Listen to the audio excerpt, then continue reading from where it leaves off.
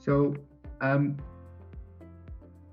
as I mentioned, so we manufacture automated monitoring. So this is all to automate your environmental compliance. So you have no hassle on site anymore with going around sites, measuring things manually, don't know what to do with the data. Everything will be automated. So it will make your life easier on site with all these type of emissions. So as I said, we are Sonitus Systems. We are part of the Cognizance Group, which is a big environmental group based in the United States. And our head office, as I mentioned, is in Dublin, Ireland. And since I think a year or so now, we are working together with Greenquips to start selling our equipment and introducing our equipment into the environmental monitoring market in Colombia, Peru, and Panama. So just a little bit of background about us ourselves. So as I said, based in Ireland, in Europe. Our operation in that office there is about 20 plus people, and we have a cloud team. So we have an online cloud interface. So we have 4 people working constantly on that. Some people in sales, obviously, like myself. And we have a technical support team, a technical team, and research and development, and then obviously some account people. We've been in business, it says they're 11 plus, but it's probably more than that, probably 15 to 20 already. And we working in all over the world, probably more than 30 plus countries as well. So what do we actually do? So we manufacture environmental monitoring equipment. So we come from an acoustic background, so sound. So we manufacture sound level meters. That's what it all started with. So we have a lot of acoustic knowledge within the team.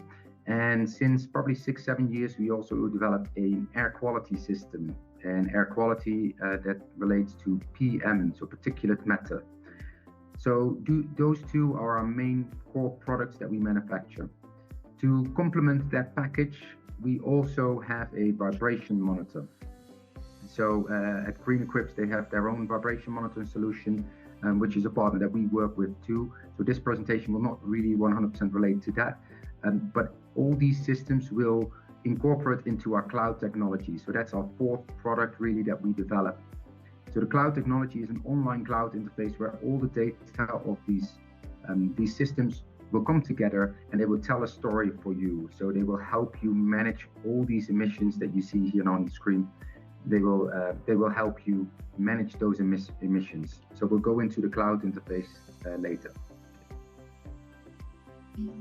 Then here you just see a couple of industries that we work in. So our biggest industries that we work in are, well, pretty much the ones that you see here on the screen. Construction, demolition, manufacturing, and mining are the core ones, I would say, that are quite similar. So the idea is pretty much the same everywhere. So the construction site, the mining site, or the manufacturing plant has an issue with emissions. So that could either be noise or dust related or vibration. And you will put our systems on the site boundaries of these sites. And you will put them there to measure all the data to see what the emissions are from these sites and to protect the surroundings. So it's environmental monitoring. And with the surroundings, I mean, that could be sensitive objects such as hospitals, residential areas, or anything really that you would like to protect from those emissions. So it continuously measures those emissions, and then you can set alerts, and if it goes above a certain level, it could warn the operators, the site managers, or anybody involved with the project that there is high levels of any of those type of emissions. And that data and those alerts will tell you something, so it will tell a story what's happening on site, so you can act upon that data that comes in. So here 3 key pillars. It's all high accurate equipment. So it's instrumentation you can trust, very robust, it's easy to use, so it's very straightforward. All the information that you get is high level accuracy, accurate data. So it's information you can act on. And then on the background, we have the team of Greenquips, that will be your first line of support. So they will pick up the phone if there is any questions or any issues in your local language, and they will liaise with us, or you can talk directly to us So there's always experts on the background that you can talk to. In our team in Ireland as well, if we're looking at Latin America, we have a Brazilian presence, so there's Portuguese speaking, but we also have a Spanish speaking person, and I myself speak a little bit of Spanish as well. So there's always in your own language you can speak to us. So there's always help on the other side. So we are not a business where we just sell a product and you receive it and that's it. No, there's always interaction. There's always training available. You can reach out to us. We can set up a training session to go through the equipment. So the ultimate goal for us is as well that the client uses the equipment as well, which is very important. So we want our clients to be happy with what they have and that they can actually use it and know how to use it. So whenever you need training, that's unlimited. When you have our equipment, you can contact us and we will help you out. So then the actual equipment itself. So we have a sound level meter. It's called the EM2030 sound level monitor. So here you see an image here on the right hand side. The unit is actually inside that cabinet. So there's different ways on how you can install the unit. And you see there's some sort of extension tube, which has the microphone on top. So the microphone, what that is inside that fluffy thing that you see on the top with that spike, you will find an actual microphone. The fluffy thing is the windshield that protects the microphone from any type of weather conditions, such as rain or wind or anything like that. And the spike on the top is the bird spike, and that literally is what it means. It is so that the birds can't sit on the top of the microphone and damage the microphone or create wrong readings. So what is the system? It meets all the international standards. So you have accurate data. The data will be sent to a cloud interface, which I'll show you later. And there you can do all your automatic compliance checks. And then we have a couple of cool AI tools as well with the online analytics, which I'll show you in a minute as well.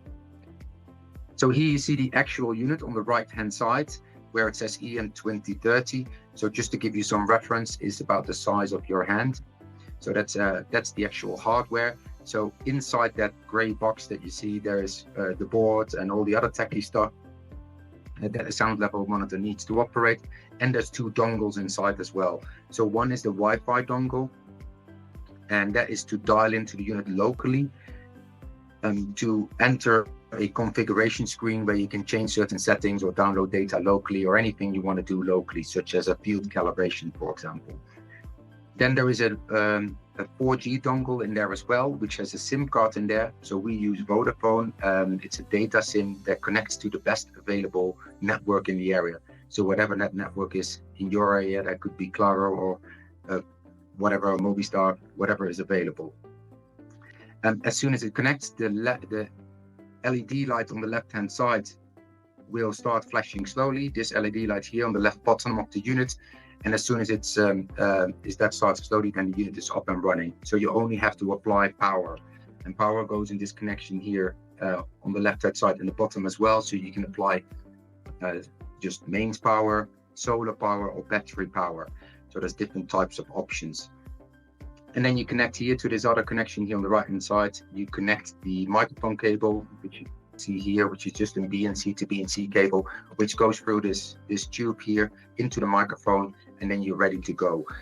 There's many different ways on how you can install the system. So you saw in a previous picture, you saw it fixed in a cabinet on a fence. Here you see it in the pally case on these pictures that you see here. So you can just close that pally case, put the microphone outside, and fix that on the wall or wherever you need to do your noise monitoring. So it's, as I said, it's just plug and play, apply power, and the data will come in.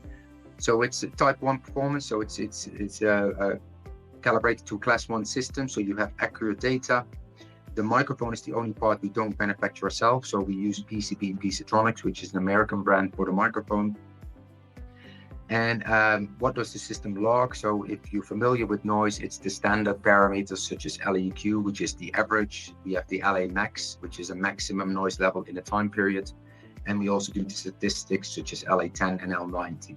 There's a couple of other bits available, but these are the ones that per default. Logging periods are from 1 minute up to 30. So 1, 5, 10, 15, whatever you need really, which is usually enough for these type of applications. And there's two different options that you can add to the system. So one is the audio capture option. So where you can set a trigger level on the cloud interface. If it goes above that level, it will take an audio snapshot of about 10 seconds, and you can listen to that on the online cloud interface. And that will what's going on inside. And with that feature comes an AI feature. So all these audio captures that come in are automatically labeled in a category, which I'll show you in a minute as well. So the main thing that you see straight away when you look at this unit is that it does not have a screen.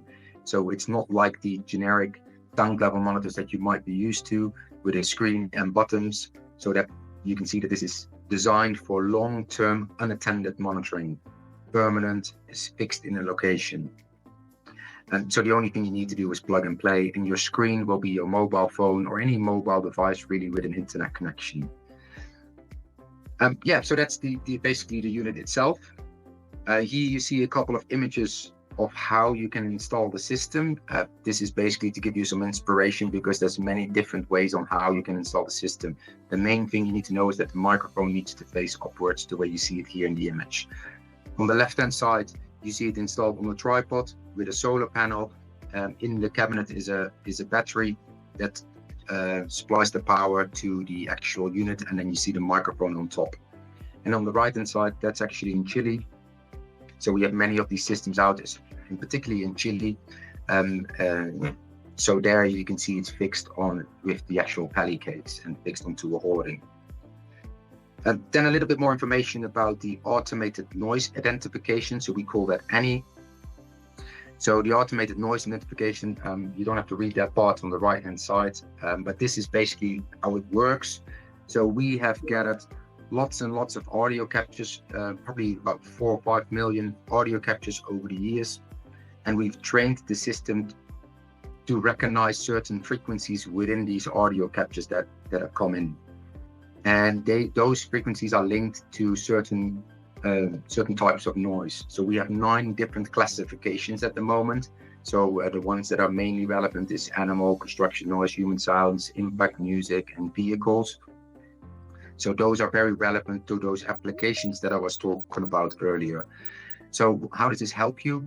When the audio captures come in, there can be lots and lots of audio captures. And when these come in, they are automatically label them. So you can then select a category to quickly toggle through these audio captures. So it's quicker and easier to find the actual audio capture that you want to look for. So that's pretty much everything about the noise monitor. Then we have the dust monitor. So this is our DM30 dust sense. So the dust monitor is a indicative certified monitor. And certified means that it went through some sort of certification scheme. In this case, that is MSearch, which is based in the United Kingdom. This certification scheme that comes from the United Kingdom. So basically what that means is there is a big reference station. They put 3 of our systems right next to it, and they let it run in all types of different weather conditions. And when it's gone through this type of period, it needs to be within a certain tolerance. And if it meets that criteria, then it will pass and you will get the certification. So it's very well traveled, MSearch, very well recognized. So pretty much all air quality experts would know this type of certifications, this certification scheme. So again, it meets the international standards. It sends the data to the cloud interface. So that's where all the automated compliance checks take place. And there you can see all your data and do all your analysis. So this is what the units look like from the inside. So as you see on the left-hand side where it says EM20, that's the actual unit. You can see it looks pretty much the same. So it works on the same technology. The only difference is that it has one more connection. So you see here, there's one connection that goes to this AS10, and this AS10 is the module for the dust monitor. So inside that AS10, you find a fan that creates an airflow within the within the unit. So the air comes through this AS10 sensor, then there is a laser inside there which counts the particles that go through this airflow. When the particles are counted, it will report it on the EM20 and sends it through the cloud to the cloud interface, where you can do all your automated compliance checks. And you see, as I said, there is an extra connection here on the top of the EM20, and that's where you can apply the microphone. So then you will have a combined noise and dust monitor. So the microphone will be connected here, goes through the bottom and sits here on the side. So you will have then noise and dust combined. Calibration is also very relevant to know. So for the EM20 part, the noise part, you can just send that off to a calibration lab that can calibrate noise monitors, and you will get a new calibration certificate. For the dust part, we have a swap out scheme. So basically what that happens is you can undo the AS10, you lift it out, and in the meantime, we have shipped you a new one, and you can just replace this unit. So there is no downtime for the dust part of it. There's also a temperature and humidity sensor here on the bottom. So that is obviously measuring temperature and humidity. So you will have noise, dust, temperature, and humidity. Another thing we can add is a weather sensor. So we will create a connection here on the top to connect a weather sensor, which then sits here on the side. So then you will have also wind speed, wind direction, or wind speed, wind direction, and precipitation. The inlet here that you see is a heated inlet. So heated inlet means that it will evaporate mist particles. So if you are in some sort of misty area, so in the mountains or anything like that, where it's misty, the laser could count those mist particles as being particulates, which is obviously not what you want. So that's why you have a heated inlet which evaporate the mist particles. So that goes up to 60 degrees. Again, this unit as well is just plug and play. So you just apply power, whatever power source you have. You just need to make sure that you have significant power. And when you've applied the power, the unit will start running and sends the data to the cloud interface. Yeah, so it's all straightforward plug and play system. There's another approval that we have. So on top of MCERT, we also are approved by the South Coast Air Quality Management District. So we're listed there on their website, as well as being an approved system. So that's one. South Coast Air Quality Management is from South California in the United States. And then installation, here you see a couple of examples of installation, but with the dust monitor, it comes in that cabinet the way you see it here. It's very, very straightforward because it comes with this bracket that you see fixed here around the pole. So you just use a couple of Jubilee clips, fix it around the pole, and then you can lift the unit on there. If you want to fix it on the wall or hoarding, then you just fix this, the bracket with a couple of screws on the hoarding or the wall, you lift the unit on there and you're good to go. Apply power and you can leave site. So installation, again, very straightforward. Here you see another couple of examples, how it's fixed on the tripod, but you see there's not much to it. On the left-hand side, and as well, it's also combined here with a microphone. So here you see the microphone fitted on the left-hand side. Here as well, but they put it a little bit higher up. This is a combination with a solar panel. So it runs on a couple of batteries and a solar panel to continuously power the dust monitor. Then we have the cloud interface as well. So what I didn't mention here is that we also do vibration. Well, I mentioned that in the beginning, but vibration, I left that out of this presentation because it's something that Greenquips does themselves as well. So they use the Profound unit. So if you want more information about that, we can send you some information later on. But all that data, including the vibration monitor data, can be sent to the same cloud interface, which is called the Sonitus cloud. So I'm now going to log into the Sonitus cloud. Give me a second. So this is the actual cloud interface. So you just have to go to this website that you see on the left-hand side. So it's app.sonitusystems.com. And then you will get to this page. We can customize that as well. So that means that it will have your logo and your colors. So you will always see your branding or even your client's branding. So we can change really. Your client will always look at their own branding as if it's their equipment, which it is in general. So you can just log in with your username,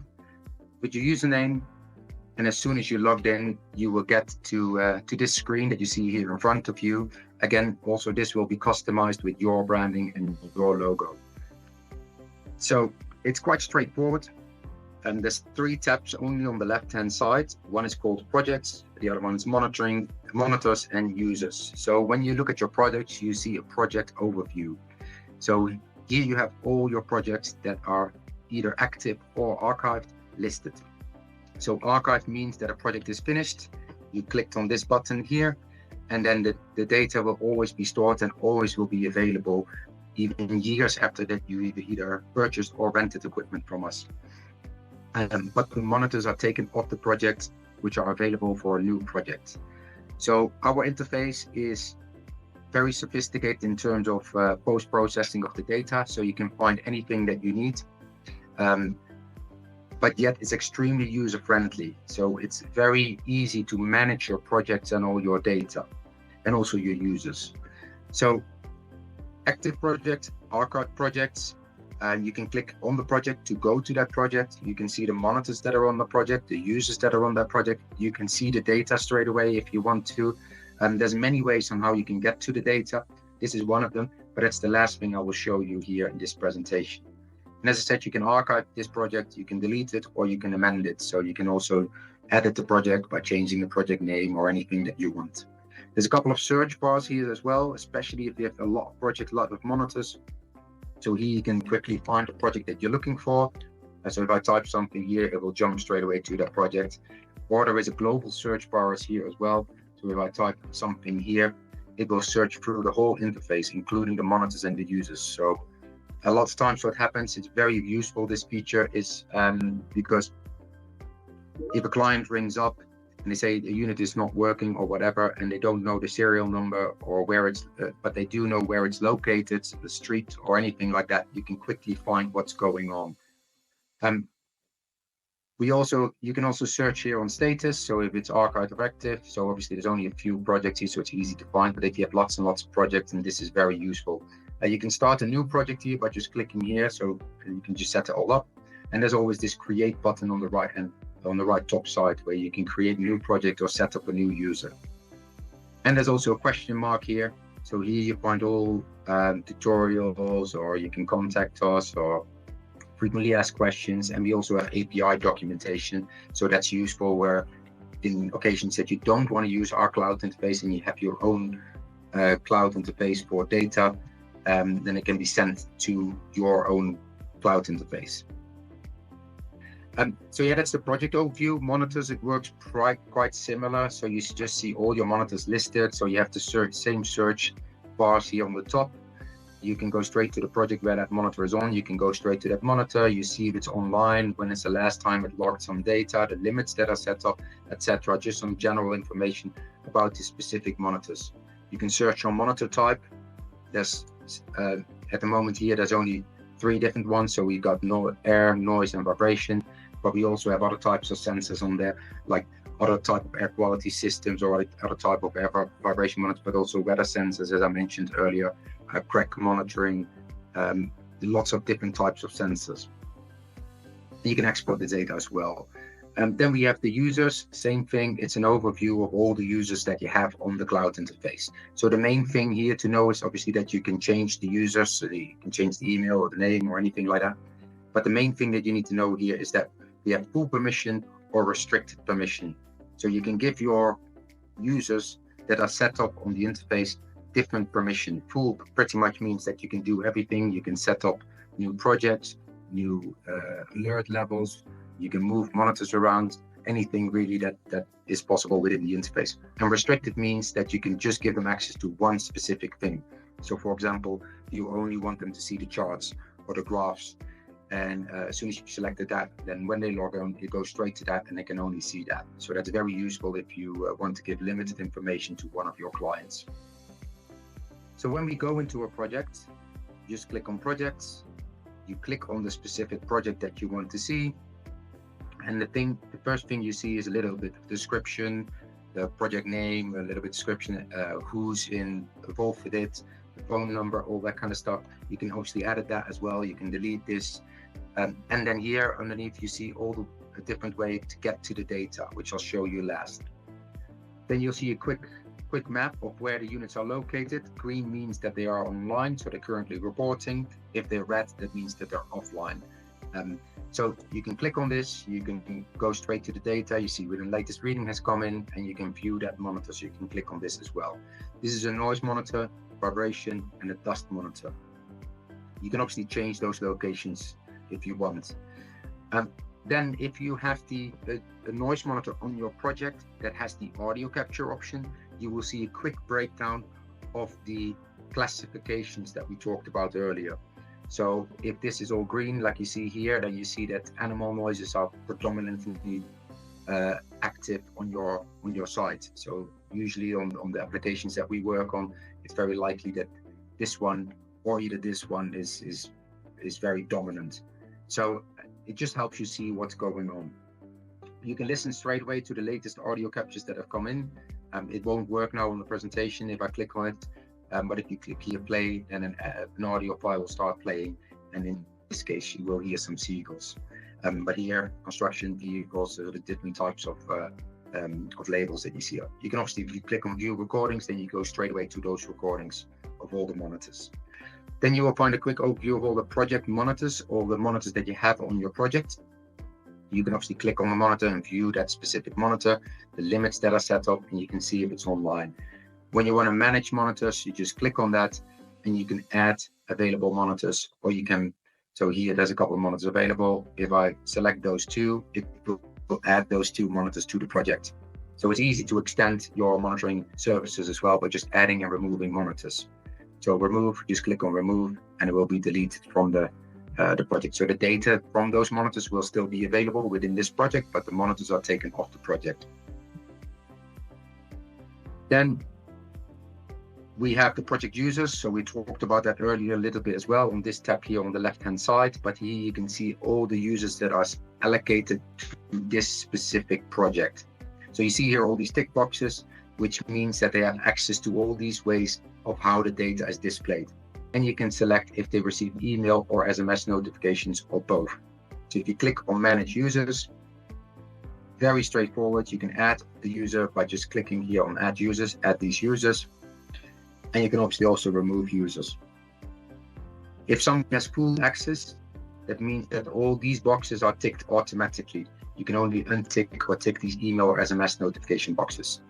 If somebody has, like this person, Sean, he has restricted access, that means that you can select what you want them to see. And this little explanation mark means that there's no phone number been provided, so they can't receive SMS notifications until you fill out the phone number. And there's no limitation on that either, right? So you can get as many alerts as you want, really. So it's not that you get billed for using SMS data or anything like that.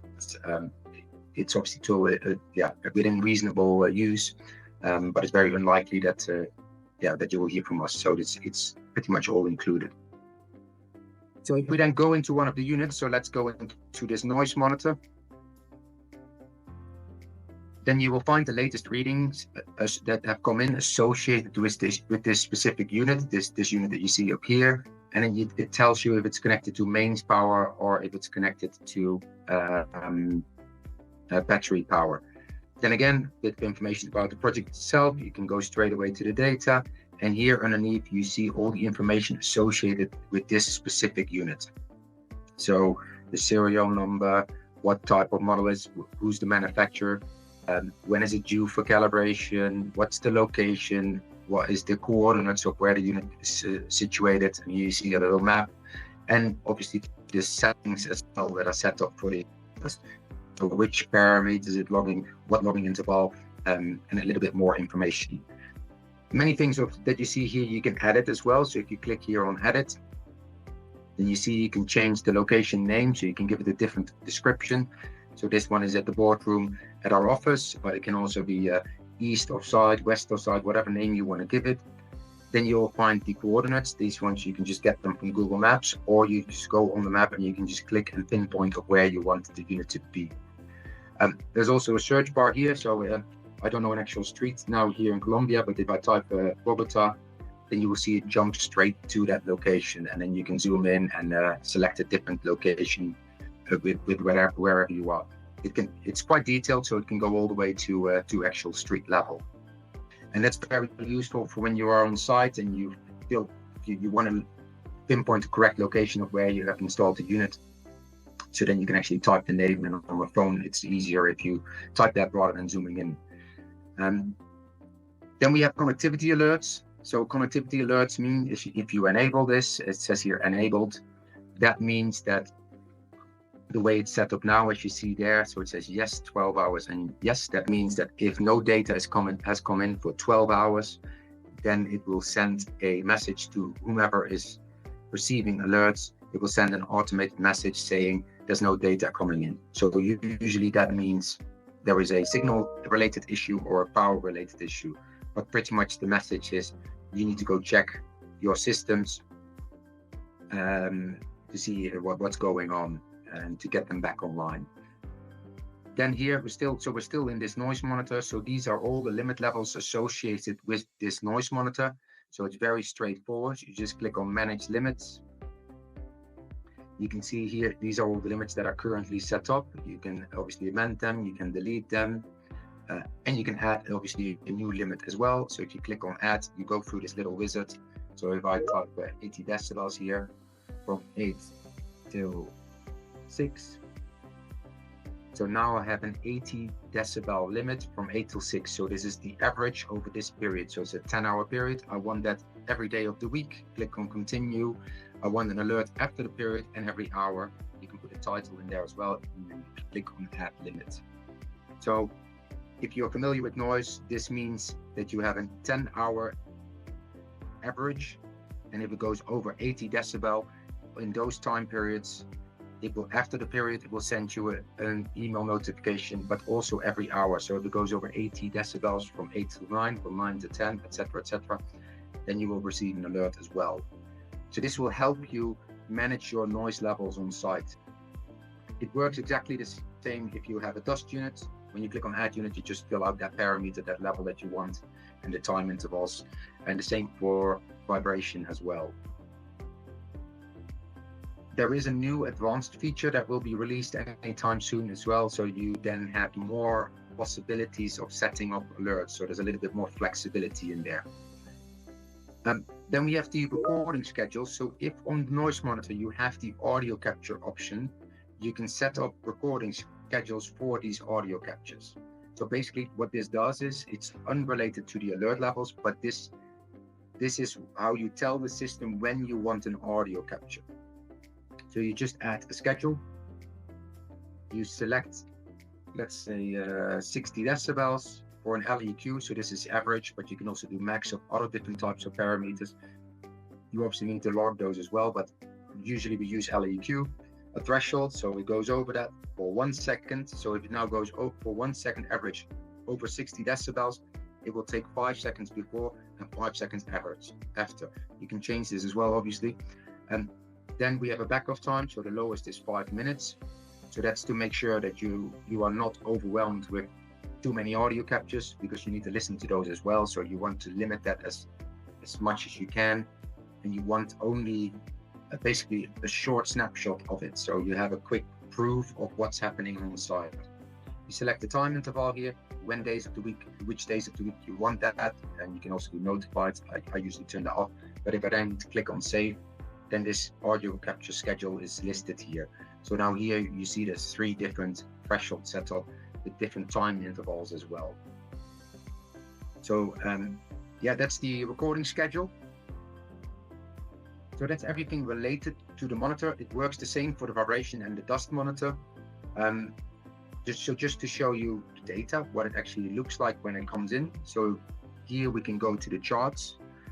So I'm pretty sure everybody's seen a graph before, but this is what it looks like on our cloud interface. So this is for noise monitor, this one that he selected here on the top, and the date range. So this is just from today. So here's all the data coming in. You can hover over it to see the data coming in the lower time intervals.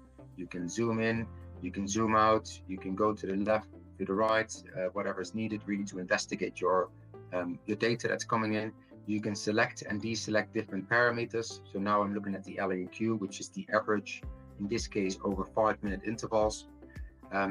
You can print this graph as well to a different type of formats. PNG usually is very useful, so you can put it into a report. You can click here on hourly, so then you will see your hourly averages. This is very useful as well. So now here you can see that from 2 to 3 p.m. it's the loudest on this specific site. So if that's reoccurring, for example, every day, then you know there's some sort of activity going on that needs some attention. And we have the frequency option as well. So then you can see per frequency band what is going on. So in which frequency band is the most noise energy. So it's very useful. For example, if you have it somewhere, for example, there's an aircon unit, you can see like, okay, 100 hertz, for example, this one here needs attention. So if you then eliminate that noise on that frequency band by doing some maintenance, for example, it will drop the overall noise level. You can obviously select different date ranges as well, so to extend the graph a little bit. And for air quality, it's pretty similar really, because you just see the graph for air quality. So as mentioned earlier, we do PM1, PM2.5, and PM10. We can also do PM4, and we can also do TSP. So these particulars that you see here are the small particles that go in an airflow that are so small that you can't physically see them with your eyes. So you can breathe them in, they go into your lungs or in your blood veins, and they can cause a potential health risk. As mentioned, we also have TSP, so that's total suspended particles, which are the bigger particles. In other words, it's nuisance dust, so what you physically see with your eyes, so that blows through the air and it lands on your car or on your window or anything like that. So it can raise complaints in the neighborhood. But these ones are the most ones of concern, specifically these two, because they can potentially cause a health risk. But again, it works the same, right? This is just a graph where you see your, in this case, 5-minute interval data coming in. You can zoom in, zoom out, and as well, you can show your hourly averages or your daily averages. So if I select multiple days and I click then on daily, then obviously you will see the graph getting a little bit flatter. So there's only 3 values here. And again, you can print this off. For vibration, you will see same thing, the data that come in the chart, so you can see where the peaks are taking place, and you can just zoom in again, same thing, and investigate. So here you'll find your peak part velocity, so how quickly something goes out of place and goes back into place, in millimeters per second, on each of the 3 channels. So there's, for vibration, there's usually 3 channels, so up and down, backwards and forwards, and to the left and to the right. So, and then you get your velocity in millimeters per second. So that is the chart. Then we have a calendar overview as well. So on the calendar overview, you will see your monthly overview of what is happening on site. So for air quality, that will be your PM10 values for 24-hour average. So your daily average. And that is related to the World Health Organization recommendations. So why is this useful, or can be useful, is because when you're looking at May, in this case, you will see that all the values are below the actual limit level, which is 50. So you know that not much is going on site. So you're basically doing a good job. If there is exceedances, you will see a red bar underneath here. So you can see straight away if there was something happening on site that needs some attention. You can then click on it. You will find the breaches here as well, but also the readings. In this case, the daily ones. You can go straight to the chart to investigate further, and you can also see the grids, which I'll show you in a minute. If you filled out the coordinates, it will also pull in the local weather data from a local weather station that's within the area. So this data has been pulled in for free from Open Weather Maps. And you can add a note as well. So if I say here, heavy winds, then it will add this note to the calendar. So now you will see a notepad here in the top. So all the stakeholders, everybody involved with the project, can see already that you have investigated a certain event that was happening on site. So you can print this month off, and it's easy for reporting. So for noise, you will find the average based on the first alert that's set up, so which usually is a 10-hour LEQ. So you will find that here, and it works the same. So you can add a note, or you can see the exceedances listed there. And for vibration, same thing. The only thing is we report the highest reading on each of the 3 channels. So in this case here on a Saturday, it was 0.096, which means it's very low. That means all the other readings were below that value. So you know nothing interesting was happening on that on site that day. And when there is an exceedance, you will see this red bar, as you can see here. So that's instantly a warning sign that it needs some attention. But likely people have received alerts already for that day as well. So that's the calendar overview. Then we have the grid. The grid is very straightforward. It's all your raw data from whatever monitor you've selected here. So you see all data, in this case in 5 and 15-minute intervals. You will see that here reported. You can export this data to an Excel file, and then you can do your own post-processing. So you can build your own chart, your own graphs, or whatever you need really for your reporting or what your client wants. You can select hourly averages, daily averages, whatever is needed. For noise, same thing. For vibration, same thing. I can show you here, but all your raw data basically is here. Then there's a couple more tabs. So we have a recording feature as well, which we talked about earlier, but here you can see the actual recordings coming in. So if I select the correct time interval where there are recordings, you click on view, then they're all displayed here. So this unit is a demo unit. There's not too many recordings on there, but this is what we talked about earlier. If I select the correct classification, you don't have to listen to all your audio recordings. You can just select this classification, and now I only see the ones listed with construction. So you can just play that, and then you know, because it's all timestamped, so you can investigate further of what's happening on site. And the last two things, one of them is waveforms. That's related to the vibration monitor. If you have the waveforms set up, it will show you the dominant frequency of where a triggered event took place. So if the unit is triggered, it will send the very fine frequency data. You can investigate, okay, in this frequency, that's where the trigger happened. So you can then investigate more clearly in what was happening on site. So there's lots of data related with it, but we only display the dominant frequency. You can also plot the actual waveform. So here you will see the actual trigger that happened. So a vibration event happened, it came in and it went up to this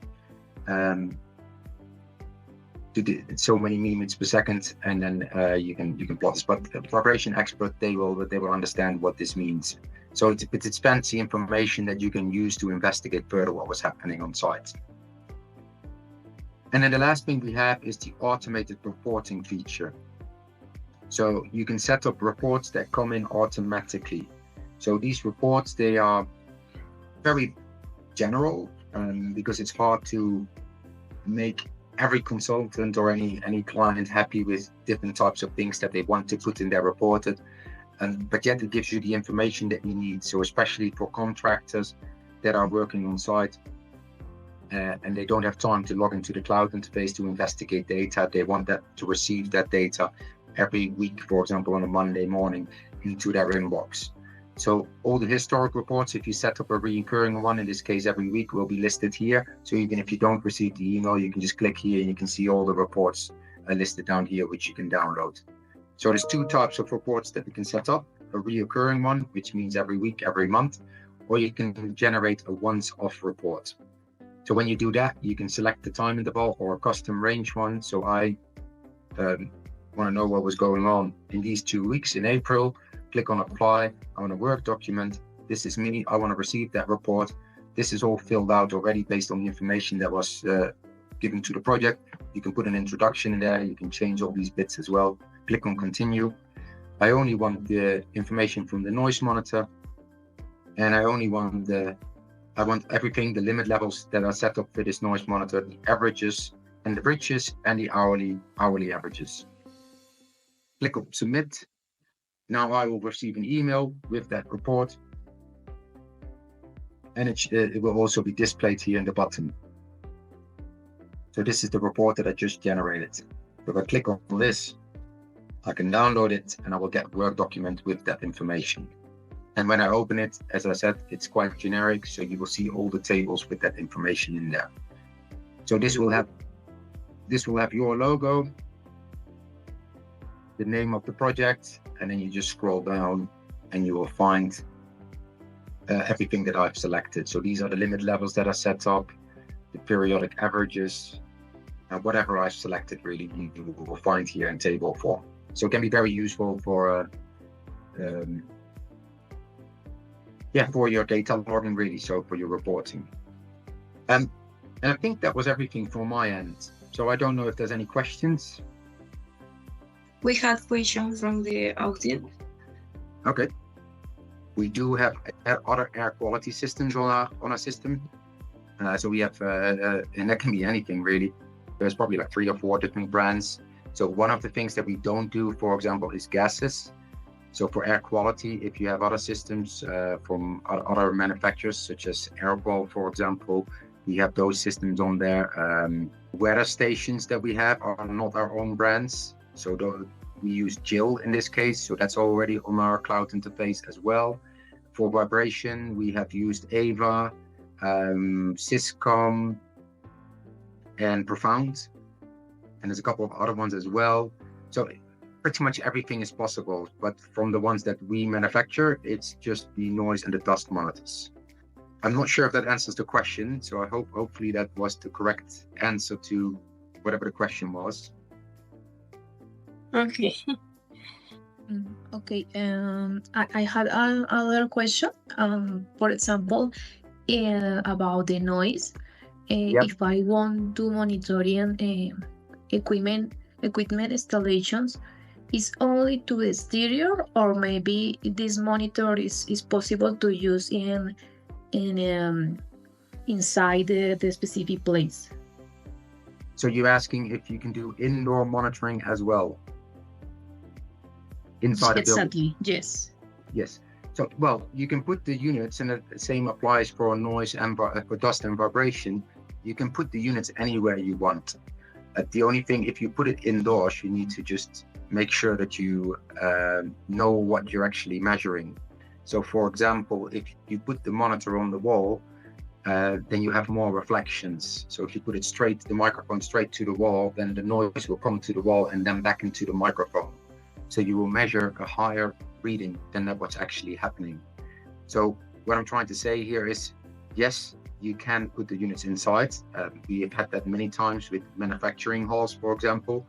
But the smaller and the more compact the place is, the more reflections you will have. And the same applies to dust, really. So, but the short answer, yes. I had other question, but for example, about the measure about the rain. For example, if I had how rainfall monitoring systems operate, because I understand that the structure or the appearance is a little different than like a rain gauge. Is correct? Yeah. And how how this device measure the rainfall? Right. That's a very good question. I don't know the exact technology behind it, but I can show you the sensor that we're using for this. So this is the Maximat GMX 240. So I can send you this brochure, or you can just get it on the internet. So this is the actual weather sensor. So this one does wind speed, wind direction, and rainfall. So I'm not exactly sure how it works, so I need to look into that as well. But yeah, this is the actual sensor. So it's an optical sensor. So I need to investigate how that works. Yes, just because I imagine that when you see that the rain gauge, the collector is different, and just for me it's really interesting to know how is the function. Well, I can send you the link where you can find this, and then you can obviously read how it actually works. So I don't think it's too complicated, but I don't know the answer directly. Okay. I'm just looking here now, but yeah. The Maria said that how is the storage about the information. Right. Okay. Yes. So all the units have an internal storage, but basically, if you log in dBs, decibel levels, or anything else, it's just numbers. So it doesn't take much storage. So the internal storage for just data, that can go on for years. For the audio captures, there is also an SD card inside the unit. The audio captures, how it works is it records continuously, but it only stores when it's triggered. As soon as it's stored and then uploaded to the cloud interface, it automatically deletes it again. So there should always be enough storage. We can also see on the online cloud interface what the available storage is still on the disk. So we can, on time, we can remotely delete some data if needed. But it's very rare that there is an issue with that. If this disk is full for some reason, then the unit will go offline because it can't send any data, but that's very rare. So there was a long answer, Maria, but hopefully it was Yeah. Yeah, thank you. Thank you. Okay, the other is like the device. For example, the monitoring or the device maybe receives extreme conditions or had the specific requirements or something. All the equipment is designed for outdoor use. So obviously you can't put a baseball bat against it, but it is for any weather conditions. So we have units all over the place in any different type of climate, from extreme cold to extreme heat. So in any outdoor environment, it can operate. There's certain delicate parts, obviously. So for example, the noise monitor, the microphone, yeah, if you put concrete on there, then you will obviously damage it. Or if you will step on it or anything like that, that's the delicate part. So, but in general, with normal use, it for weather conditions, it's all very straightforward and all robust. I am a customer, and if I use the website, I can access all of my devices or only the specific zone. It depend of the how many devices I use, or is depend like a subscription? Well, any device has a subscription, but you can add as many devices as you want, right? So if you have 100 units that you need to add to one project, you can. In that case, I would set up multiple projects, because the more units you have on your project, the longer the list becomes, right? So the harder it might be to find the information that you need. But you can. There's no limitation in how many monitors you can add. Same with users, same with alerts. There's no limitations on that. I can to configure the DAS particle monitoring. It's like by levels. So per default, it will log PM1, 2.5, and PM10. That's default. Usually at 5-minute intervals. So every 5 minutes, you get an average of that data for those particles. If you want PM4 or TSP, you need to let us know and we will add those for you remotely. You can, obviously, anything related to alert levels or data download, that can be done on the cloud interface. But if you want to change the logging interval, so you want to have a result every minute, for example, we can either set a remote command to change that, or you can log into the unit locally via the Wi-Fi connection and change those configurations. Okay, for example, if I don't have all the information about the particles in the air, I use this device to identify what kind the particles are. No, no, because then you wouldn't have to take an actual sample of. Okay. And you have to send it off to a lab, and the lab will then analyze what it is. So you only check with these devices what the size of the particle is. Okay. So it I doesn't- need to previous investigations about the area. Obviously, I imagine that the customer, because maybe in the specific case, sometimes the customers don't have clear what the specific particles the environment are have. Correct, yeah. But it used to be that they did that type of measurement, right? But it's quite funny actually, because if you collect the actual dust and send it off to a lab, then you get the result 4 weeks later. So 4 weeks after the event, you figure out what was happening on site. But you can't do anything about it anymore because it's already gone. So that's the whole idea of these units, is that you have live data on which you can act upon straight away. So it's literally live readings that come in. After 15 minutes, you can get an alert and it says like, okay, anything up to PM10 is potential dangerous. It doesn't tell you if it's asbestos or silicon dust or anything, but you do know that it's small particles which can cause a health risk. So then you can act upon straight away. So you can resolve the issue instantly by doing dust suppression, spraying water, or put your PPE on, or anything really. So, but if you really want to know what's inside the dust, it needs to go to a lab. So you need to collect it some way. And that could be via like a frisbee vouch or something like that. So there's a couple of options on how to collect the dust data. But then again, it needs to go to a lab. Okay. What is the advantage or the difference to the other competitors about the Sonitus? Because sometimes the customer asks, okay, what is your additional advantage? Well, I think one of the main advantages is our cloud interface. So our cloud interface is very, very user-friendly. You don't need to be an acoustic expert or dust expert to be able to go through our cloud interface. So that's one of the main advantages.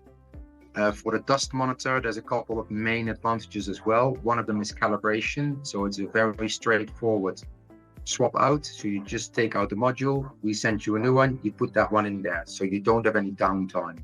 The other advantage is that we have a fan and no pump, so it doesn't make any noise, and you don't have to change any filters. Then we have a very simple subscription. So it's just an annual fee, which is very clear to clients. So it's not related to how much data you use or how often you use it in general. You can also use your own SIM cards. You can use your own cloud interface if you want.